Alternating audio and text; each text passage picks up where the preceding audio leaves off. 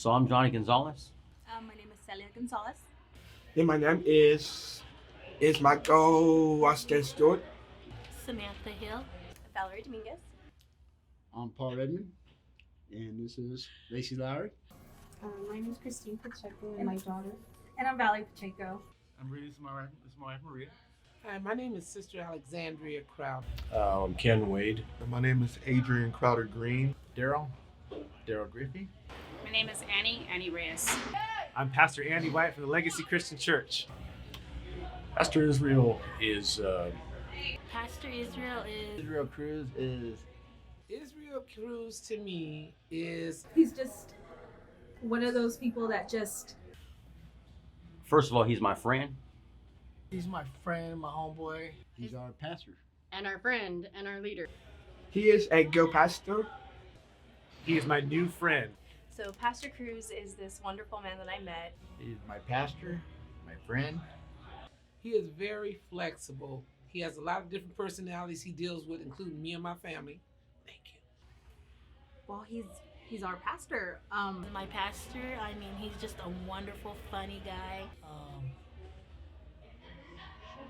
Person I can call and talk to when I need help. And we had a friendship that started just a month or so ago. And it was all Johnny's fault. He was like, hey, we're going to this new church and it's so great. And God has used that in a mighty way in my life already. And I'm excited to be his friend. More than that, I feel a special bond with her. He's my hero, my leader, my Voyage leader. And I was like, all right, I've been in church for a while, let's do it. He preaches the word at the Voyage Church, and he's just awesome. He's just an awesome man of God that I know through him, the spirit moves. Like he's just an awesome man.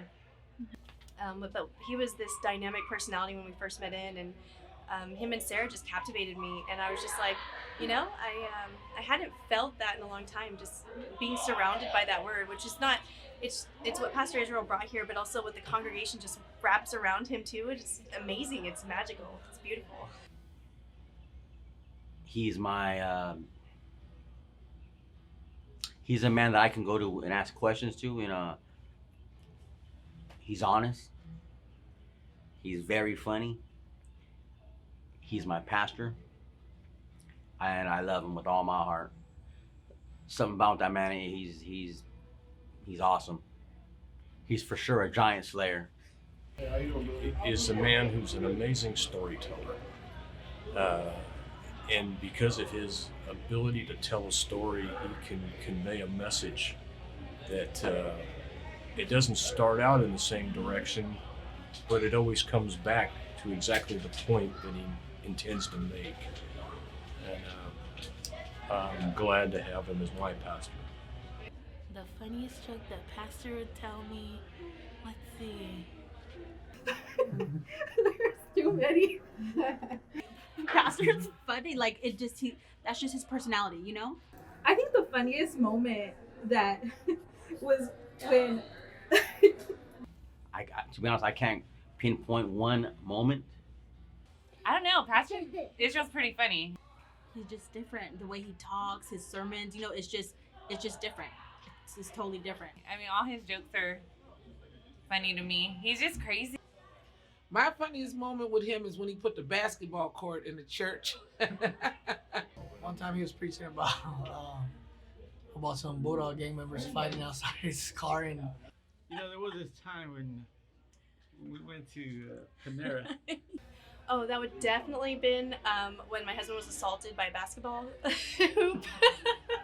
and they put the sweater on his car or something like that, and he was like, he wanted to go out there and tell him that take it off, but he didn't. So I do know what cracks me up about him. He loves shoes.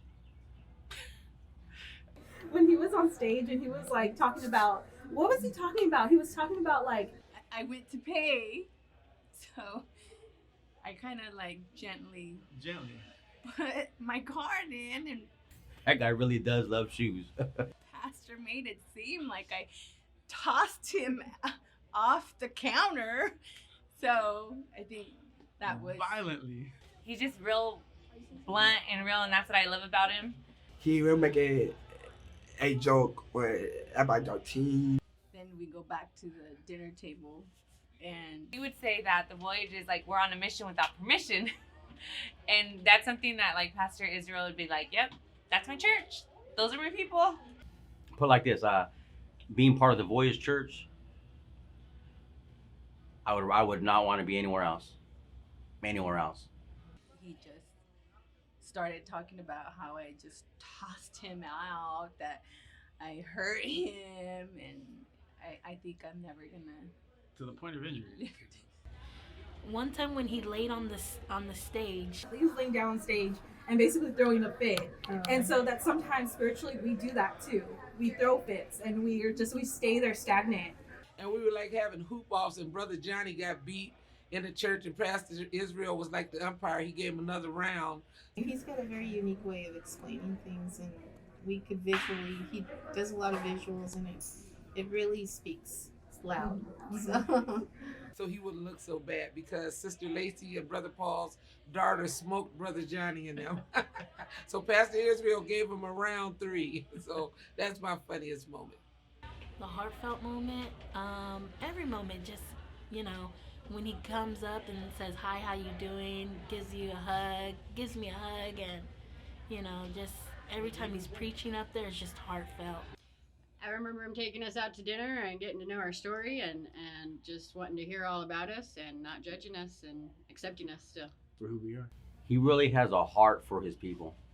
My most fond moment with Pastor Israel is the way that he extends himself to everyone. So I think for me, it's been a couple. I think more on a personal level. Like when I'm going through something, it's like I was going through some things, and he guided me to. He told me some good points. There was one time that I was thinking about giving up on leadership. I just felt so defeated. And I stood focused, and it really touched me how it helped me get through that situation I was going through. I think it was when we all got together and we were praying for some of our members who have cancer. He took me and my son out to lunch one day just to get to know us better. And, he didn't have to do that. He wanted to know us as not just as Christians, but he wanted to know us as people and as friends. And that was really touching. How he could bring us all together to help us have the words to pray with them and for them. Probably when he had a stroke in my church, and I got to pray with him and his wife and just be there for him, be there for my brother.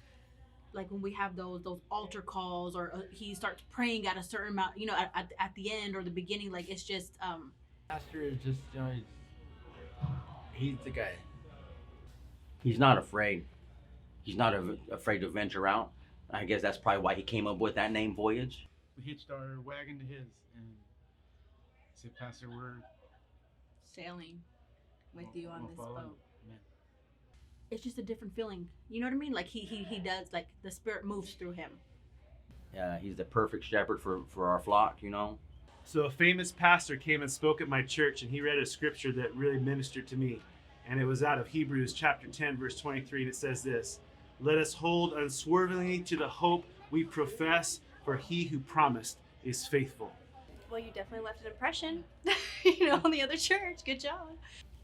You may not look like it, but you pack a big punch, Pastor. Man, you pack a big punch. God is going to keep his promises to you. And we don't know what God is doing, but we can trust him, and I know that you do.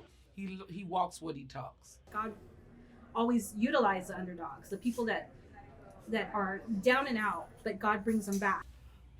To me, that's encouraging. I don't mind following someone like that at all. Matter of fact, I need that in my life. I need that.